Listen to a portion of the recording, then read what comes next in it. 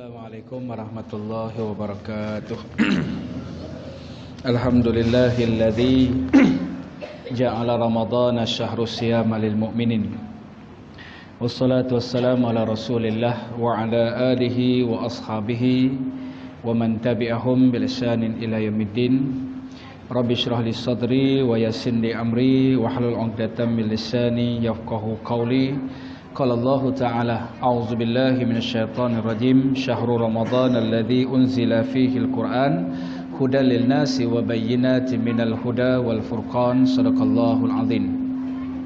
Yang bermaksud bulan Ramadan, bulan di mana Allah Ta'ala menurunkan Al-Qur'anul Karim hudan lin-nas, untuk memberi petunjuk kepada manusia, wa bayyinat, dan juga memberi keterangan-keterangan bagi mereka yang nak mencari petunjuk daripada Al-Furqan, yakni daripada Al-Quranul Karim. Muslimin dan muslimat, hadirin dan hadirat yang dirahmati Allah sekalian, alhamdulillah, syukur kita kehadrat Allah Ta'ala kerana beri keizinan pada kita pada malam ni untuk sama-sama kita mendirikan solat fardu isyak berjamaah. Sabda Nabi SAW, man ata salatil isya fil jamaah faka'annama qama nisfuhul lail atau kama qala. Yang bermaksud mana-mana orang yang menghadiri solat fardu isya bil jamaah, faka'annama, seolah-olah dia telah mendirikan nisfuhul lail, separuh daripada malam. Tadi kita sembahyang isyak ni berapa minit tuan-tuan? Ada 38 minit. Tak sampaikan, tolak 3 tinggal 8 minit dia. Tapi ganjaran pahala dia seolah-olah kamu ni, kata Nabi SAW, telah mengihyakan, telah menghidupkan nisfuhul lail, separuh daripada malam. InsyaAllah panjang umur, murah rezeki. Besok pagi datang pula kita untuk mendirikan salat fardu subuh berjamaah. Sabda Nabi SAW, man atas salatil fajr fil jamaah faka'annama qama kulluhul lail au kama qala. Mana-mana orang yang menghadiri solat subuh fil jamaah, dalam keadaan berjamaah, faka'annama, seolah-olah dia telah menghidupkan, telah mengihyakan kulluhul lail, makna dia sepanjang malam. Tawaran ini Allah Ta'ala bagi bukan hanya pada bulan Ramadan, bahkan tawaran ni Allah Ta'ala bagi sepanjang hidup kita. Jadi tuan-tuan muslimin dan muslimat, hadirin dan hadirat yang dirahmati Allah sekalian, alhamdulillah, syukur kita dah melepasi, ataupun kita sekarang ni berada fasa yang terakhir daripada Ramadan. Kalau ikut fasa ni, liga, kawasan liga dah tak ada dah. Makna dia fasa ni perlawanan kalah mati. Euro kan kalah mati kan. Liga dah habis dah. Makna dia pusingan kedua ni perlawanan kalah mati. Sebelum kita nak meraih pusingan yang terakhir kita ni, nak dapat satu kemenangan yang disebut bagaimana kemenangan daripada Ramadan yang kita amalkan, yang kita lalui ni, tak lain tak bukan apa yang selalu disebut oleh ustaz-ustaz yang ditazkirah, ulama-ulama, apa yang Allah sendiri sebut ending daripada ibadat yang kita lakukan puasa ni, apa dia? La'allakum tattaqun. Makna dia nak melahirkan insan yang al-khaufu minallah. Kita ni betul-betul takut tak dekat Allah. Al-istiqna'u bil akhirah, boleh tak kita ingat kepada akhirat. Al-amalu at-tanzil, boleh tak kita mengamalkan isi kandungan Al-Quran. Kemudian ar-ridha'u biqalil, sejauh mana kamu redha dengan pemberian Allah Subhanahu wa taala. Baik, daripada tiga-tiga ni yang disebut oleh Sayyidina Ali, takwa kita ambil satulah, al-khaufu minallah. Takut tak kita kepada Allah ni? Sejauh mana kita takut kepada Allah ni, ataupun biasa-biasa Ustaz? Takut ni macam mana? Dalam arti kata takut kepada apa yang Allah Subhanahu wa taala janjikan dalam bentuk janji balasan azab. Makna dia bagi orang yang tidak melazimi diri dia dengan perbuatan-perbuatan yang boleh mencegah dia daripada perbuatan keji dan mungkar, ataupun cerita dia boleh buat maksiat. Maknanya ini orang buta takut kepada Allah. Bila tak takut kepada Allah ni, apa kesan dia tuan-tuan? Dia tidak akan dapat melahirkan apa yang disebut oleh Allah Ta'ala dalam Al-Quran, wa may yattaqillah tadi. Wa may yattaqillah yaj'al lahu makhrajan. Ayat selalu kita baca. Apa maksud wa may yattaqillah? Tu ayat yang kita baca, wa may yattaqillah. Manakah ayat dia tak jumpa? Dia memang kedai tom yam dia banyak kan tuan-tuan kan. Dekat surau ni memang kurang dah digantung. Barang siapa yang bertakwa kepada Allah, ya ja'allahu, Allah Ta'ala bagi kepadanya kan rezeki yang dia tak menyangka daripada jalan yang dia sendiri tak duga-duga. Makna dia dengan syarat takwa. Makna dia tuan-tuan dengan ceramah ni kerana apa ni? Kerana dah tua ke? Kerana dia terpaksa ke? Kerana kenapa? Kerana apa? Kerana sagi kau tak dengar pula orang kata apa pula. Tak, bukan kerana tu, tapi kerana Allah. Sebab tu belajar ni satu bentuk yang wajib bagi kita. Makna dia kamu tinggi macam mana sekalipun ilmu yang kamu miliki, makna dia bila kamu belajar ni benda yang wajib. Sama ada formal ataupun informal. Pagi semalam saya kuliah subuh di Masjid Kolam Air. Tahu Masjid Kolam Air? Johor Bahru. Masjid tu nama dia Masjid Mufti. Masjid Mufti. Mufti Datuk Tahrir. Saya semai kita kuliah subuh, Datuk Tahrir dari depan. Allah, saya kata Datuk, tayamum tak sah, air dah ada. Kalau tuan-tuan faham, fahamlah. Boleh faham ke? Tayamum tak sah, air dah ada. Makna dia mufti ni. Mufti tu air lah. Saya ni tayamum ya. Mufti dah ada, takkanlah saya nak ceramah Datuk. Tak. Ustaz, saya nak ambil keberkatan Ramadan. Nak ambil keberkatan Ramadan, duduk dalam majlis ilmu. Lepas tu sembang dia kata, Ustaz biasa dengar tak hadis? Walaupun hadis ni kategorinya dhaif Ustaz, dia kata, tapi boleh kita guna untuk beramal.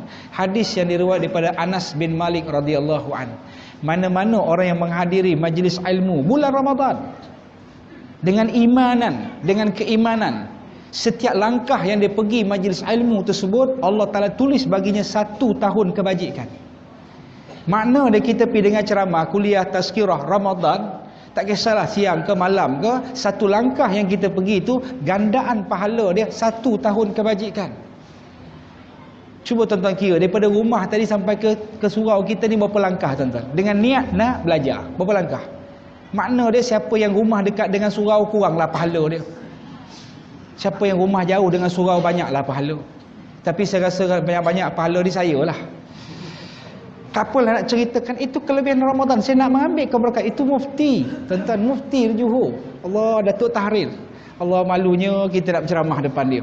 Nak cerita, nak ambil keberkatan Ramadan. Ini contoh tuan-tuan orang yang cukup tawaduk dengan ilmu dia. Sebab itu Datuk Tahrir, mufti kerajaan di Johor, di Masjid Kolam Air. Tak apalah nak ceritakan sebab apa? Wa may yattaqillah. Nak jadikan kita ni insan yang bertakwa kepada Allah. Allah buka pintu rezeki ni yang jalan yang dia sendiri tak duga-duga. Baru-baru ni saya jumpa Dr. Zulkifli Al-Bakri, mufti Kuala Lumpur, mufti riwayah. Syekh, ana ada satu cerita Syekh. Cerita ni kata bagaimana orang yang betul tu, entah tengok ayat ni, wa may yattaqillah. Kebetulan sembang-sembang jumpa ayat wa may yattaqillah yaj'al lahu makhrajan. Entah tengok ayat tu Syekh. Kata, cuba entah terjemah ke ana. Saya cuba beritahulah.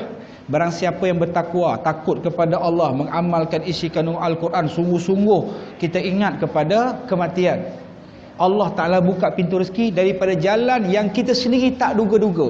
Ana ada kisah jalan yang tak duga-duga ni, orang yang takut kepada Allah. Makna dia puasa yang kita lakukan ni sebab apa? Nak melahirkan insan yang takut kepada Allah, nak melahirkan insan yang boleh beramal dengan isi kandungan Al-Quran. Dia bawa kisah sekitar berlaku awal tahun 80-an.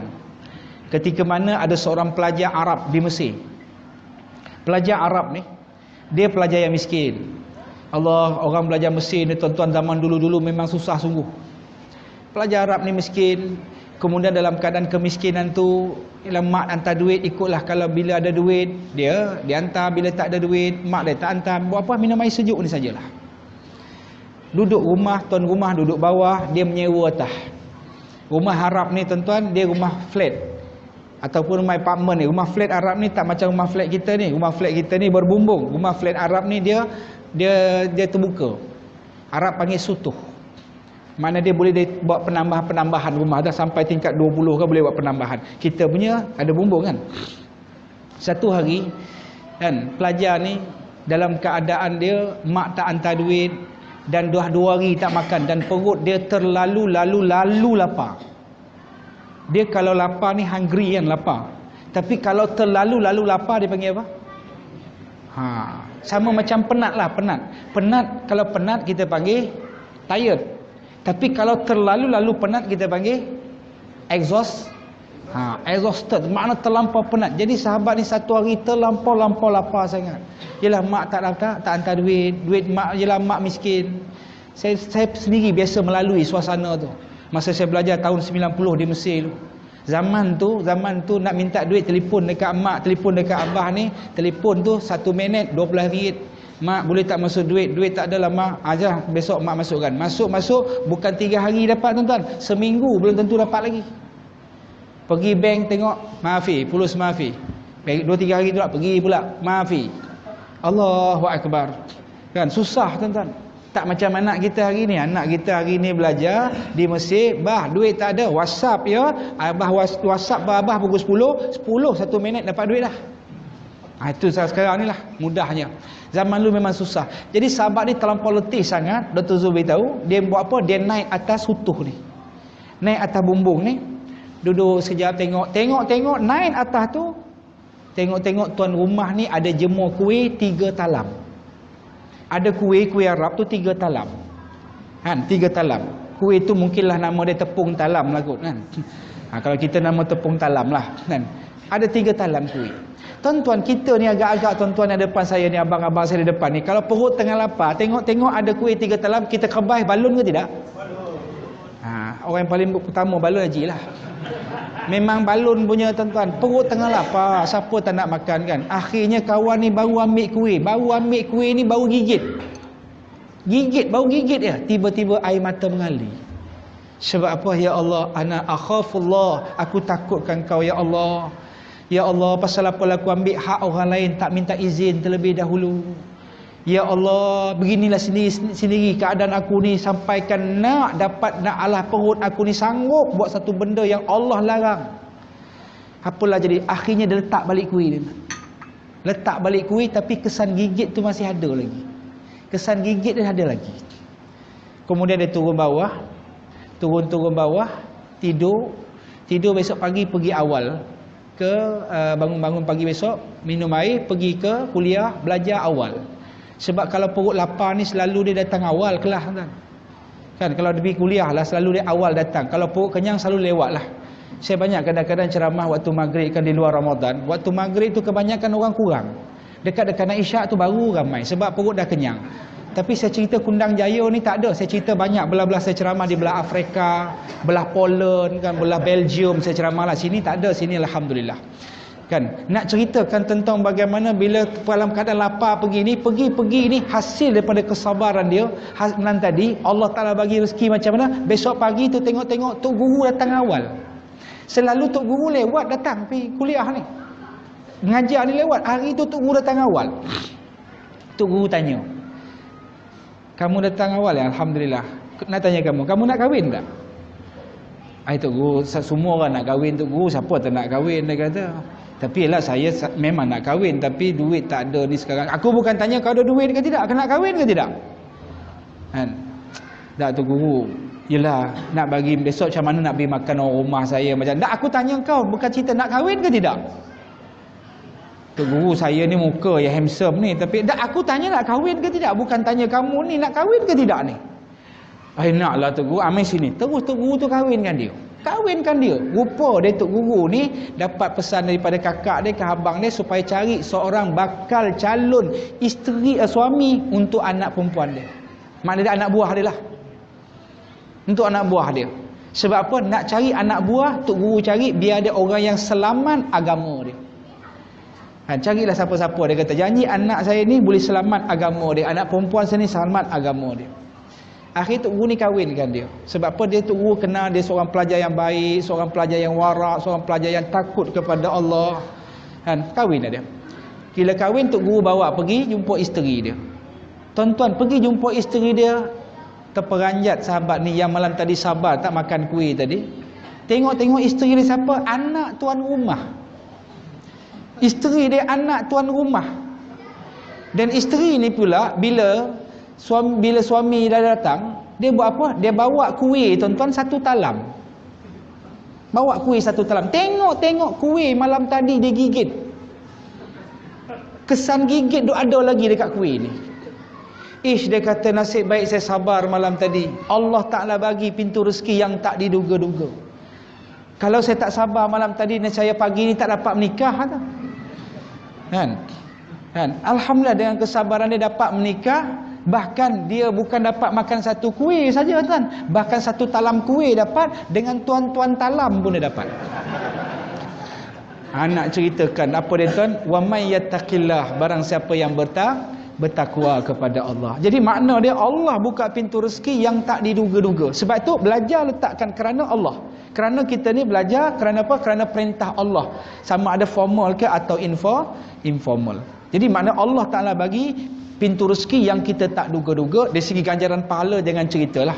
Apatah lagi kita yang menjadi umat Nabi Muhammad sallallahu alaihi wasallam, Allah Taala bagi kelebihan kita, buat amal sedikit, ganjaran pahala dia berlipat-lipat kali ganda. Apatah lagi Ramadan ni. Ramadan lagi yang ceritalah. Allah Taala bagi gandaan pahala terlalu banyak. Kan? Gandaan pahala terlalu banyak. Itu untungnya umat Nabi Muhammad, buat amal sedikit pahala banyak. Cuma Allah Ta'ala tak bagi kepada kita ni umur yang panjang. Allah Ta'ala tak bagi kepada kita ni badan yang kuat. Tak macam Nabi Musa alaihi salam. Tak macam Nabi-Nabi dan umat-umat Nabi yang terdahulu. Kan, umat Nabi-Nabi terdahulu umur panjang-panjang. Contoh kita ambil Nabi Musa alaihi salam. Kan umur panjang. Kan badan kuat Nabi Musa. Sampai hari ni bukti masih ada lagi kuatnya umat Nabi Musa alaihi salam. Kuatnya Nabi Musa itu sendiri. Tuan-tuan telah baca kan? Nabi Musa daripada bangsa Bani Israel. Fir'aun daripada bangsa Qibti. Satu hari berkelahi dua kelompok ni. Nabi Musa buat apa? Nabi Musa cuba nak leraikan. Buat apalah kita nak berkelahi? Sama-sama kita duduk sama-sama duduk Kundang Jaya. Nak berkelahi buat apa? Cuma kau orange, aku hijau ya. Tu ya beza dia. Buat apalah kau nak berkelahi? Contoh. Tak ada kena-mengena yang hidup atau yang mati lah kan tuan-tuan kan. Apa nak berkelahi? Akhirnya Musa kau diam. Ini bukan urusan kau. Diam. Nabi Musa geram. Dia penampar sekali bangsa Qibti ni. Bila penampar bangsa Qibti apa jadi tuan? Mampuih tu kata orang Tara. Mati tu Nabi Musa penampar mati tu. Hebat tak kuatnya Nabi Musa tu. Sampai hari ni kalau kita tengok zaman Nabi Musa, umat Nabi Musa ni masih kuat. Kuat macam mana? Tuan-tuan boleh tengok piramid. Dengan hanya menyusun batu-batu saja. Kan selalu saya cerita dalam kuliah-kuliah saya, batu yang paling ringan, kata ahli sejarah purba daripada Belanda buat kajian, batu paling ringan berat dia 2 tan. Batu paling berat 5 tan. Zaman tu tak ada lagi kren Tadano. Tak ada lagi kren Kato ke Sakai, tak ada lagi. Macam mana dia boleh angkat batu tu, menyusun batu-batu tu? Kuatnya umat Nabi Musa alaihi salam. Dan zaman Fir'aun tersebut. Sampai hari ni tak ada satu teknologi dalam dunia yang boleh buat piramid macam mana Fir'aun buat piramid dengan hanya menggunakan batu tanpa menggunakan sekilo simen ataupun sebatang paku. Tak ada satu dalam dunia hebat teknologi macam mana pun boleh buat piramid macam mana Fir'aun buat piramid. Malaysia cuba tiru Sunway piramid, tak jadi tuan-tuan. Tiru juga, ada jugalah Sunway piramid kan. Anak ceritakan kuat tu macam mana boleh angkat. Allahu Akbar. Dan kita kena ingat sebab jasa Nabi Musa alaihi salam lah tuan-tuan. Jasa Nabi Musa alaihi salam lah kita ni sepatutnya disyariatkan solat 50 waktu. Kalau tidak kita sembahyang lagi ni. Kita baru berapa rakaat sembahyang? Baru waktu kita ambil waktulah tarawih 4. Campur dengan witir baru 5 tuan-tuan, baru 5 waktu. Duk ada campur 5 solat yang wajib kita buat, makna dia baru 10. Duk ada lagi 40 waktu lagi ni. Kalau tidak sembahyang lagi ni. Nabi Musa kata, Muhammad minta kurang. Umat kamu tak mampu Muhammad. Umat aku yang gagah ni pun tak mampu nak solat 50 waktu. Apatah lagi umat kamu yang lemah. Lemah kita ni tuan-tuan. Lemah tak? Lemah. Ustaz baru ceramah 10 minit. Leno dah. Tu nak cerita lemahnya kita ni kan. Tetapi Allah Ta'ala bagi kepada kita ganjaran pahala yang berlipat kali kan lebih ganda. Jadi tuan-tuan muslimin dan muslimat, jadi kita untung menjadi umat Nabi Muhammad sallallahu alaihi wasallam. Kalau tuan-tuan rajin baca dalam kitab Tanbihul Ghafilin. Tanbihul Ghafilin makna peringatan bagi orang yang lupa. Tuan-tuan buka cerita tajuk dia yang berkaitan dengan cerita syafaat di akhirat nanti. Tuan-tuan baca hadis yang diriwayatkan daripada Aisyah radhiyallahu an. Tuan-tuan ni ada tidak ni buku Tanbihul Ghafilin ni? Balik kalau boleh belilah, tak mahal sangat. Saya rasa tak sampai 100. Kalau dibandingkan dengan iPhone tuan-tuan, lagi mahal lagi lah kan. Baik, dalam kitab Tanbihul Ghafilin tu ada disebut bagaimana hadis cerita tentang Aisyah radhiyallahu anha meriwayatkan hadis ni. Nabi SAW menceritakan Nabi Adam alaihissalam merungut sebab kita ni umat Nabi Muhammad SAW. Nabi Adam merungut sebab kita ni umat Nabi Muhammad. 5 perkara. Apa dia? Yang pertama, Nabi Adam mengungut, untungnya umat Muhammad, aku buat silap dalam syurga, Allah Ta'ala keluarkan aku dalam syurga, dan aku bertaubat, taubat aku hanya terima di Mekah saja. Umat Nabi Muhammad buat silap di mana-mana, bertaubat di mana-mana, Allah terima taubatnya di mana? Di mana-mana. Nabi Adam alaihissalam buat silap dalam syurga, Allah Subhanahu wa taala terima taubatnya di Mekah. Ada riwayat menyebut bagaimana Nabi Adam keluar, pada ketika itulah bertaubat sehingga 40 tahun, sampaikan di kelopak mata dia ni penuh dengan lumut. Sebab apa? Banyaknya air mata mengalir, menangisi perbuatan dosanya dengan Allah. Akhirnya berjalan sampailah pada lepas gelincir matahari 9 Zulhijjah. Hari itu dinamakan hari Arafah, di kaki bukit Rahmah. Orang Melayu panggil Jabal Rahmah. Nabi Adam alaihissalam berdoa pada ketika itulah Allah terima taubat Nabi Adam alaihissalam. Allah telah terima doa Nabi Adam alaihissalam. Tuan-tuan, makna dia hari itu 9 Zulhijjah dinamakan hari Arafah. Saya saban tahun tuan-tuan bila pergi di Arafah tu kadang-kadang kena baca khutbah Arafah. Khutbah Arafah ni pasti 3 benda ni tidak akan terlepas. Cerita yang pertama, cerita pertemuan Adam dan Hawa. Cerita tentang taubat Nabi Adam diterima. Cerita tentang berkusut masai di padang Arafah. Allah Ta'ala angkat doa manusia ni duduk di padang Arafah. Jadi Nabi Adam AS, Allah Ta'ala terima taubatnya setelah 40 tahun bertaubat kesilapan dengan Allah. Kemudian bila dah terima taubatnya di Mekah, Nabi Adam buat apa? Naik di atas bukit Rahmah, naik di atas Jabal Rahmah. Nabi Adam AS bersyukur, ya Allah, Engkau dah terima taubat aku ya Allah. Cuma aku ni ya Allah terpisah dengan isteri aku ya Allah. Temukanlah aku dengan isteri aku ya Allah. 40 tahun tak jumpa isteri tuan-tuan, tak pening kepala. 40 tahun tuan-tuan baru 4 hari pergi kursus tak jumpa isteri, pening kepala dah. Baru 4 hari je tak jumpa isteri, pening kepala kita ni kan. Tapi kalau hari-hari jumpa kita nak bergigit ya. Itulah kita ni kadang-kadang kan. Ni 40 tahun tak jumpa. Nabi Adam naik di atas bukit. Ada cerita dalam kitab Tanbihul Ghafilin ni. Naik di atas bukit tu Nabi Adam buat apa? Naik atas bukit panggil Hawa sekuat-kuat dia. Mudah-mudahan kau dengar Hawa. Naik di atas bukit tu panggil Hawa. Mat lazim kalimi musyaqqal. Panggillah sekuat-kuat dia kan. Lebih kuat macam itulah. Bila panggil, Hawa dengar. Itu macam suara Abang Adam tu, dia kata. Memang suara Abang Adam pun di atas dunia masa tu dia 2 orang je. Kan? Nabi Adam panggil sekali lagi. Hawa! Panggil sekali lagi. Hawa kata confirm Abang Adam pi mana lama tak klik ni be. Lebih kurang macam itulah. Kan? Tapi tak ada cakap bahasa Kelantan lah tuan-tuan kan. Saya nak mudahkan terjemahkan dia. Jadi pada ketika itu terus Hawa buat apa? Labbaik Allahumma labbaik, labbaik la syarika laka labbaik. Nabi Adam saud, innal hamda wan ni'mata laka wal mulk la syarika la. Tuan-tuan, ini falsafah haji. Nak ceritakan tentang bagaimana bumi tempat Allah Subhanahu wa taala angkat makbulkan doa kita ni tuan-tuan. Makna nak cerita Nabi Adam AS minta kepada Allah Subhanahu wa taala. Tapi kita beruntung, kata Nabi Adam, umat Muhammad buat silap di mana-mana. Buat silap dekat Kundang ke, dekat Sungai Buloh ke, dekat Tanjung Piandang ke, dekat Kuala Kangsar ke, dekat Sungai Besar ke, duk mana-mana pun buat silap. Dia kata Allah Taala terima taubatnya di mana-mana. Satu. Yang kedua, untuk umat Muhammad, aku buat silap dalam syurga, Allah Ta'ala cabut pakaian aku. Nabi Adam buat silap dalam syurga, buat dosa, pakaian ni tercabut. Umat Muhammad buat silap di luar syurga ni, makna dia tak pernah Allah ataupun umat Muhammad buat silap dalam keadaan bertelanjang, Allah tutup aib dia. Berapa banyak kita buat silap, kita buat dosa tuan? Saya biasa jumpa baru-baru ni seorang hamba Allah. Ustaz, saya dulu kaki zina Ustaz. Allahu Akbar. Saya kata pasal apa nak cerita dekat saya ni pula? Tak apalah, tutup buku lama, buka buku baru, jalan bagi elok sudah kata. Tak cuma nak cerita, ustaz macam mana saya nak bertaubat. Nak cerita saya berzina ni jangan cerita, ustaz kata. Sebab itulah tuan-tuan, kalau ada perbuatan-perbuatan dosa yang kita buat dulu, tak kisahlah sama ada minum arak ke, biasa minum muekor ke, biasa menedahkan aurat ke, jangan duk cerita dekat orang, sebab itu fitnah diri kita. Al fitnatun naimatun. Fitnah itu tidur, kata Nabi. Makna dia kita ni dulu-dulu buat dosa, tak apalah, biar pilah. Itu dosa-dosa kita dulu.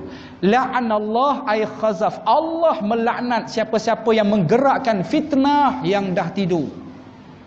Tak payah duk cerita orang lain makna dia keburukan-keburukan. Tak payah, biarlah. Itu buku lama tu tutup, penyut sungai, jalan bagi elok. Sebab fitnah ni tidur.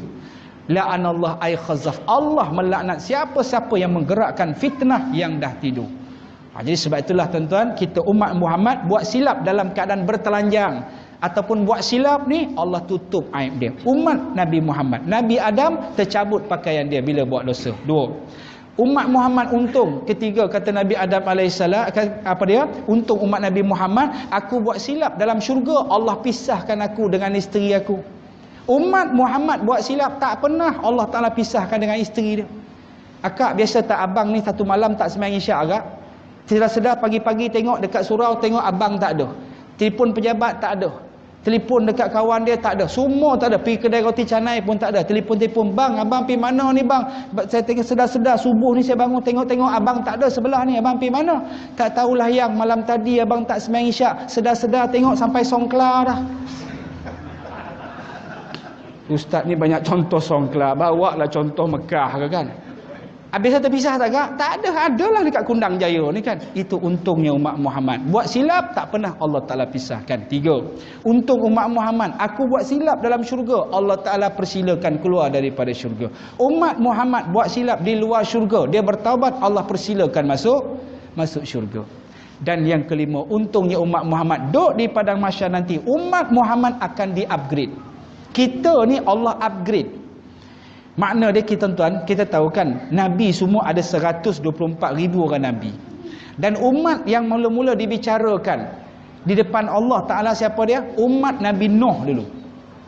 Ni cerita dalam kitab Tambil Ghafilin. Umat yang mula-mula Allah bicarakan, umat Nabi Nuh. Allah Ta'ala tak dakwa kepada umat Nabi Nuh. Wahai umat Nuh, kan, aku nak tanya kamu, Nuh di atas dunia dulu buat kerja ke tidak? Nuh di atas dunia dulu sampaikan tak Islam atau tidak? Umat Nabi Nuh kata apa? Ya Allah, Nuh tak buat kerja, ya Allah, makan gaji buta, ya Allah. Dia pegang jawatan pengurusi JKK, ya Allah. Ceramah tak ada, gotong royong tak ada, majlis berbuka tak ada, semua tak ada, ya Allah. Makan gaji buta, ya Allah.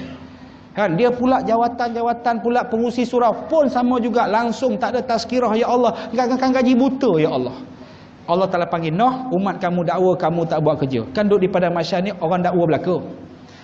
Ya Allah, aku buat kerja sungguh-sungguh, ya Allah, bukan kau tak tahu, ya Allah. Allah Ta'ala cerita dalam surah Nuh, Rabbi inni da'autu qaumi lailan wa nahara. Ya Allah, aku berdakwah pada kaum aku, ya Allah, bila? Siang malam, ya Allah. Nabi Nuh berceramah siang malam. Kita tak, kita daripada lepas tarawih, lepas witir sampai pukul 10.45 ya.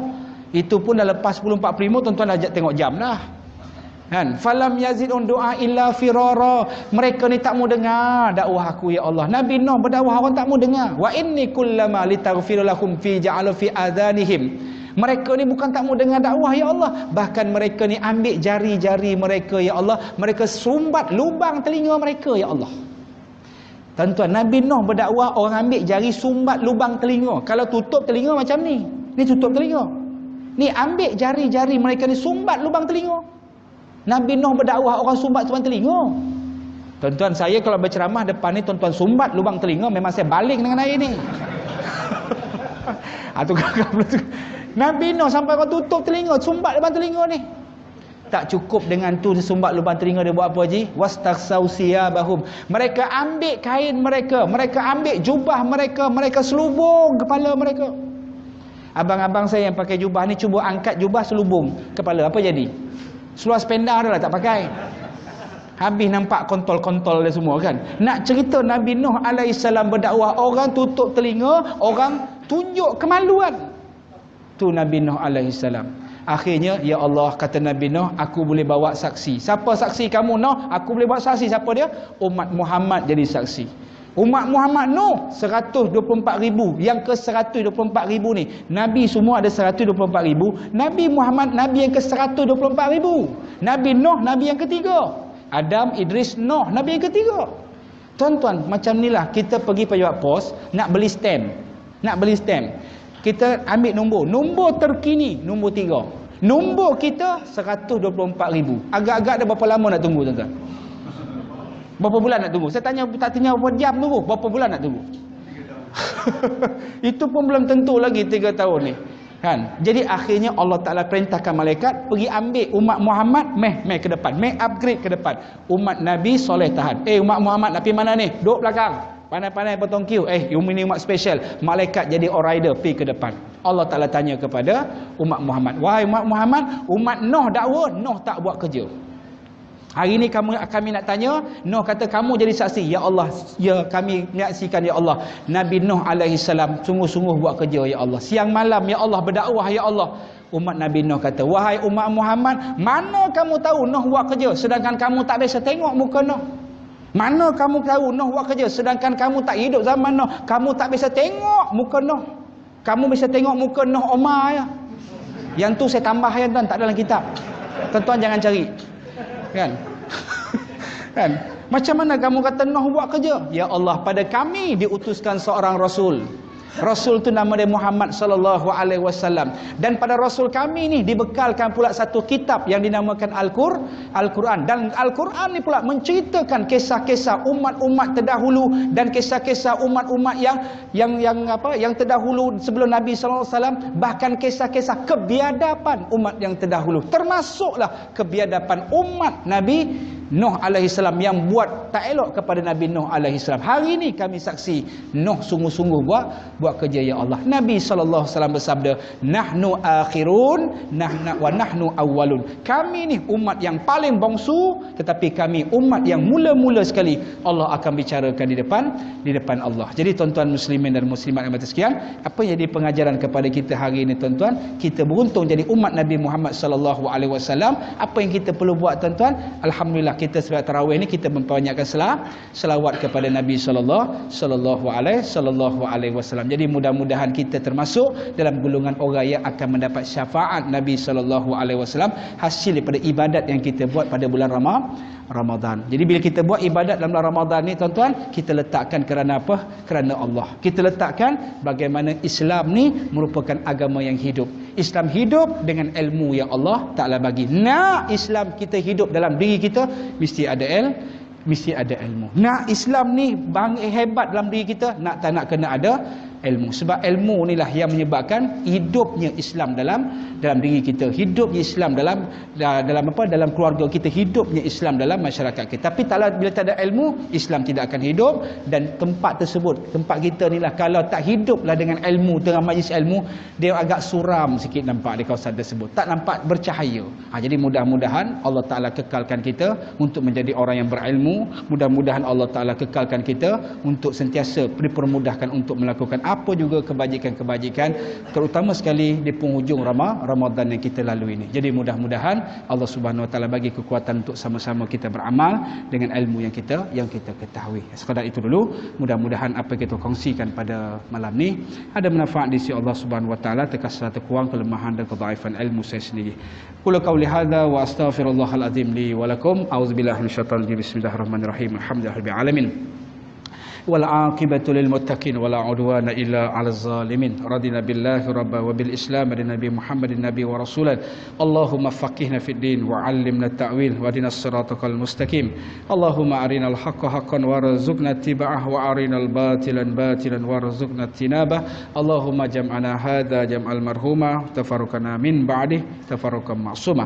صلى الله عليه وسلم محمد خاتم النبي الكريم وعلى آله وصحبه أجمعين والحمد لله رب العالمين. Assalamualaikum warahmatullahi wabarakatuh.